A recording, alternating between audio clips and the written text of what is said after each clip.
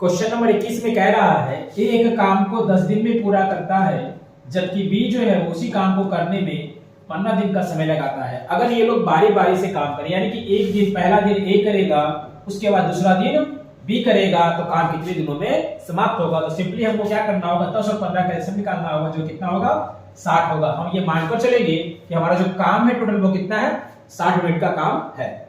10 दिन में ये 60 काम करता है तो एक दिन में कितना काम करेगा 6 करेगा। ये 15 दिन में 60 काम करेगा एक दिन में कितना करेगा 4 काम करेगा। तो पहला दिन 6 काम होगा दूसरा दिन 4 काम होगा यानी कि 2 दिन का काम कितना हो गया 10 हो गया।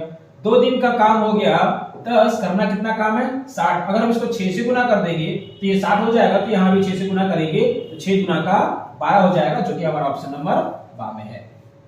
क्वेश्चन नंबर 22 में कह रहा है ए एक काम को 16 दिन में पूरा करता है जबकि बी उसी काम को करने में 12 दिन का समय लगाता है।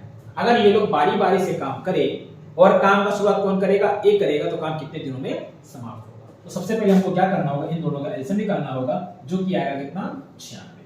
अभी 16 दिन में 96 काम करता है ए तो एक दिन में कितना करेगा 6 काम करेगा। 12 दिन में 96 काम करता है बी तो एक दिन में कितना करेगा 8 काम करेगा। अब काम का शुरुआत कौन करेगा पहले ए करेगा फिर बी करेगा फिर ए करेगा फिर बी करेगा। इस तरीके से काम कंटिन्यूअसली चलता चला जाए।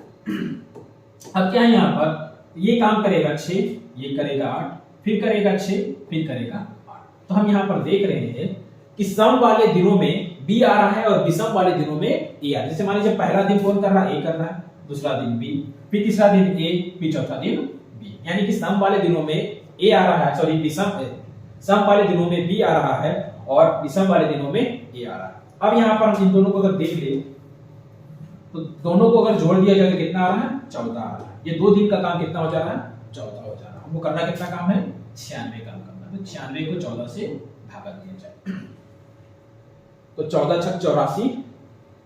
अब मेरा बचा 14 छक 84 6 बार में हमारे कितना आ जाता है 84 आ जाता है। ठीक है यानी कि ये जो 14 काम है ये 2 दिन का काम है। हम इसको जब भागा दिए कितना आया 6 आया। 6 को 2 से गुना करेंगे कितना हो जाएगा 12। तो 12 दिन में मेरे कितना काम हो जा रहा है 84 काम हो जा रहा है। अब मेरे पास काम कितना बच रहा है तो 96 में 84 अगर हम लोग घटाते हैं तो हमारा हो जाता है 12। अब ये 12 काम को कौन करेगा तो 12 के बाद 13वां दिन कौन आने वाला है तो 13वां दिन आएगा ये जो कितना काम करेगा 6 काम करेगा। तो 12 काम में 6 काम हो गया बचा कितना काम 6 काम बचा। अब 13 दिन कंप्लीट हुआ। अब 14वां दिन कौन आने वाला है 14वां दिन आएगा आपका बी और ये करेगा कितना काम 8 काम करेगा बट मेरे पास काम कितना है 6। तो एक दिन में ये कितना काम करता है 8 काम करता है। हमको करना कितना काम है 6 काम करना है। तो 6 काम करने में कितना समय लगेगा मान लीजिए कि x का समय लगेगा।